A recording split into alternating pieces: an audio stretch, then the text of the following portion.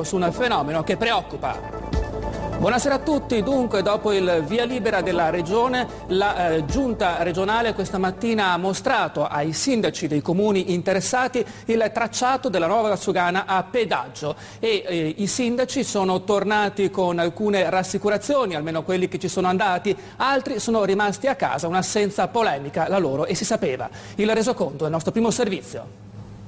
Noi aspettavamo un incontro, come richiesto più volte da parte di tutti i sindaci, e lì mi hanno fatto presente che non potevano indire questo incontro se non dopo l'adozione da parte della Regione di un progetto. L'assessore regionale Renato Chisso si è giustificato così per aver convocato i sindaci a Venezia solo dopo il via libera della Giunta Zaia al project financing per la nuova Valsugana.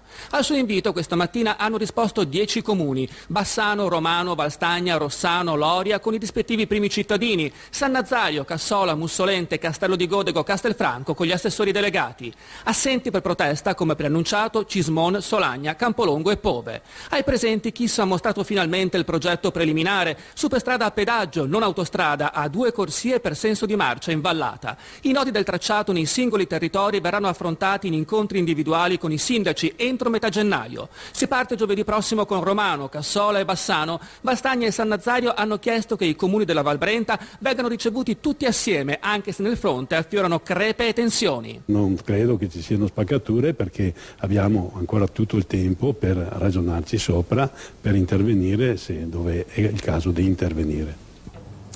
Questa infrastruttura si farà e ritengo sia opportuna nell'interesse dei cittadini di abbandonare qualsiasi tatticismo politico e lavorare assieme per dare ai cittadini stessi le risposte migliori. Così l'assessore regionale Chisso, in risposta ai 6 sindaci che, come anticipato ieri sera dal nostro TG, oggi non si sono recati all'incontro a Mestre.